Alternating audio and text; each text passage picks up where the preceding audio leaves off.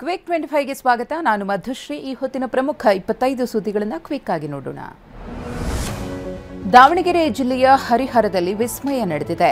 ಮನೆಯ ಹಾಲ್ ಕಾದ ಹೆಂಚಿನಂತಾಗಿದೆ. ರಾಜಾರಾಮ್ ಕಾಲೋನಿಯ ಶಿಕ್ಷಕ ಮಾರುತೇಶ್ ಎನ್ನುವವರ ಮನೆಯ ಹಾಲ್ನ ಟೈಲ್ಸ್ ಬಿಸಿಯಾಗಿ ಕಾದ ಹೆಂಚಿನಂತಾಗಿದೆ. ಹರಿಹರದ ಮನೆಯಲ್ಲಿ ಒದ್ದೆ ಬಟ್ಟೆಯಿಂದ ಒರೆಸಿದರೂ ಕೂಡ ಕಾವು ಹೆಚ್ಚಾಗ್ತಾ ಇದೆ. ಇಡೀ ಮನೆ ತಣ್ಣಗಿದ್ರೂ ಹಾಲ್ನಲ್ಲಿ ಮಾತ್ರ ಬಿಸಿ ಹೆಚ್ಚಾಗುತ್ತಿದೆ. ಹೆಚ್ಚಾಗುತ್ತಿರುವ ಬಿಸಿಗೆ ಕಾರಣ ತಿಳಿಯದೆ ಕುಟುಂಬಸ್ಥರು ಕಂಗಾಲಾಗಿದ್ದಾರೆ. ಹರಿಹರದ ಮನೆಯ ಹಾಲ್ನಲ್ಲಿ ಬಿಸಿ ಕಾಣಿಸಿಕೊಂಡಿರುವುದು ವಿಜ್ಞಾನಕ್ಕೆ ಸವಾಲಾಗಿದೆ. ಈ ಅಚ್ಚರಿಯನ್ನು ನೋಡಲು ಜನರು ದೌಡಾಯಿಸುತ್ತಿದ್ದಾರೆ. ಖಗೋಳಶಾಸ್ತ್ರಜ್ಞರು ಇದಕ್ಕೆ ಪರಿಹಾರ ಹುಡುಕುವಂತೆ ಶಿಕ್ಷಕ ಮಾರುತೇಶ್ ಕುಟುಂಬ ಮನವಿ ಮಾಡಿಕೊಂಡಿದೆ.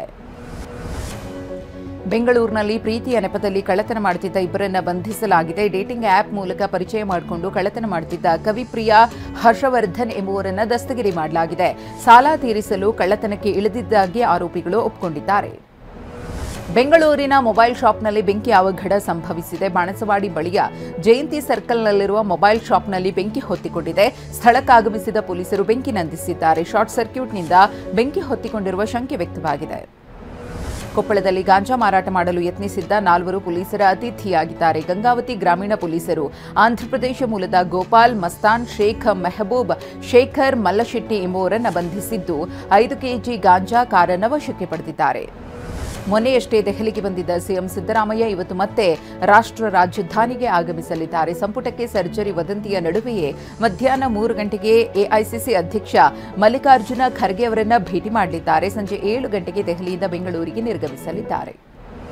ದೆಹಲಿಯಲ್ಲಿ ಖರ್ಗೆ ಭೇಟಿಯ ಬಳಿಕ ಸಿಎಂ ಸಿದ್ದರಾಮಯ್ಯ ಸಂಜೆ 5 ಗಂಟೆಗೆ ಪ್ರಧಾನಿ ನರೇಂದ್ರ ಮೋದಿ ಅವರನ್ನ ಭೇಟಿಯಾಗಲಿದ್ದಾರೆ. ಕಬ್ಬು ಬೆಳೆಗಾರರ ಸಮಸ್ಯೆ, ಬೇಡಿಕೆಗಳ ಬಗ್ಗೆ ಪ್ರಧಾನಿಯವರ ಜೊತೆ ಚರ್ಚೆ ನಡೆಸಲಿದ್ದು, ಬೆಳೆ ಹಾನಿ ಪರಿಹಾರ ಮತ್ತು ರಾಜ್ಯದ ನೀರಾವರಿ ಯೋಜನೆಗಳ ಬಗ್ಗೆ ಸಮಾಲೋಚನೆ ಮಾಡಲಿದ್ದಾರೆ. ನವೆಂಬರ್ 20ರಂದು ಬಿಹಾರದ ಮುಖ್ಯಮಂತ್ರಿಯಾಗಿ ನಿತೀಶ್ ಕುಮಾರ್ ಪ್ರಮಾಣ ವಚನ ಸ್ವೀಕರಿಸುವ ಸಾಧ್ಯತೆ ಇದೆ. ರಾಜಭವನ ಬದಲಾಗಿ ಪಾಟ್ನಾದ ಐತಿಹಾಸಿಕ ಗಾಂಧಿ ಮೈದಾನದಲ್ಲಿ ಪ್ರಮಾಣ ವಚನ ಸ್ವೀಕಾರ ಸಮಾರಂಭ ನಡೆಯಲಿದೆ ಎನ್ನುವ ಮಾಹಿತಿ ಮೂಲಗಳಿಂದ ಸಿಕ್ಕಿದೆ. ನಿತೀಶ್ ಕುಮಾರ್ ಪದಗ್ರಹಣ ಕಾರ್ಯಕ್ರಮದಲ್ಲಿ ಮೋದಿಯವರ ಜೊತೆಗೆ ಕೇಂದ್ರ ಗೃಹ ಸಚಿವ ಅಮಿತ್ ಶಾ, ಕೇಂದ್ರ ಸಚಿವರು ಭಾಗಿಯಾಗಲಿದ್ದಾರೆ. ಇದರ ಜೊತೆಗೆ ಬಿಜೆಪಿ ಆಡಳಿತವಿರುವ ರಾಜ್ಯಗಳ ಮುಖ್ಯಮಂತ್ರಿಗಳೂ ಕೂಡ ಸಮಾರಂಭದಲ್ಲಿ ಪಾಲ್ಗೊಳ್ಳಲಿದ್ದಾರೆ. ಬಿಹಾರದಲ್ಲಿ ಅಧಿಕಾರ ಹಂಚಿಕೆಯ ಸೂತ್ರ ಕೂಡ ಸಿದ್ಧವಾಗಿದೆ ಅಂತ ಮೂಲಗಳು ತಿಳಿಸಿವೆ. ಪ್ರತಿ 6 ಶಾಸಕರಿಗೆ ಒಬ್ಬರು ಮಂತ್ರಿಯಂತೆ ಸಂಪುಟ ರಚಿಸಲು ಎನ್ಡಿಎ ಮೈತ್ರಿಕೂಟ ನಿರ್ಧರಿಸಿದೆ ಎನ್ನಲಾಗಿದೆ. ದೆಹಲಿ ಮಟ್ಟದಲ್ಲಿ ಮಾತುಕತೆಯೂ ನಡೆದಿದೆ. ಬಿಹಾರದಲ್ಲಿ ಅಧಿಕಾರ ಹಂಚಿಕೆ ಸೂತ್ರ ಪ್ರಕಾರ ಬಿಜೆಪಿಯಿಂದ 15, ಜೆಡಿಯುನಿಂದ 14 ಮಂದಿ ಸಚಿವರಾಗಲಿದ್ದಾರೆ. ಎಲ್ಜೆಪಿಯಿಂದ 3, ಎಚ್ಎಎಂ ಹಾಗೂ ಆರ್ಎಲ್ಎಂ ಪಕ್ಷಗಳ ತಲಾ ಒಬ್ಬೊಬ್ಬ ಸಚಿವರು ಸಂಪುಟದಲ್ಲಿ ಇರಲಿದ್ದಾರೆ ಎನ್ನಲಾಗಿದೆ.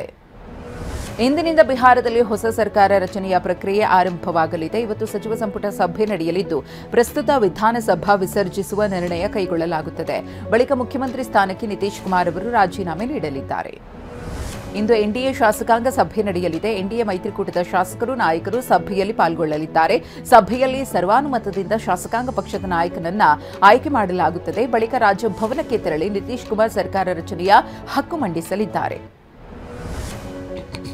ದೆಹಲಿಯ ಕೆಂಪುಕೋಟೆಯಲ್ಲಿ ಸಂಭವಿಸಿದಂತಹ ಕಾರು ಸ್ಫೋಟ ಪ್ರಕರಣದ ತನಿಖೆ ಚುರುಕುಗೊಂಡಿದೆ. ನಿನ್ನೆ ಎನ್ಐಎ ಅಧಿಕಾರಿಗಳು ಕಾಶ್ಮೀರದ ಪಾಂಪೂರ್ನ ಸಂಬೂರಾ ನಿವಾಸಿ ಅಮೀರ್ ರಶೀದ್ ಅಲಿಯನ್ನ ಬಂಧಿಸಿದ್ದಾರೆ. ಬೆಂಗಳೂರಿನ ಬಸವನಗುಡಿಯ ಐತಿಹಾಸಿಕ ಕಡಲೆಕಾಯಿ ಪರೀಕ್ಷೆ ಆರಂಭಕ್ಕೆ ಕ್ಷಣಗಣನೆ ಆರಂಭವಾಗಿದೆ. ದೊಡ್ಡ ಬಸವಣ್ಣನಿಗೆ ಕಡಲೆಕಾಯಿ ಅಭಿಷೇಕ ಮಾಡುವ ಮೂಲಕ ಪರೀಕ್ಷೆಗೆ ಚಾಲನೆ ಸಿಗಲಿದೆ. ಈ ಬಾರಿ 5 ದಿನ ಪರೀಕ್ಷೆ ಆಯೋಜನೆಗೊಂಡಿರುವುದು ವಿಶೇಷವಾಗಿದೆ.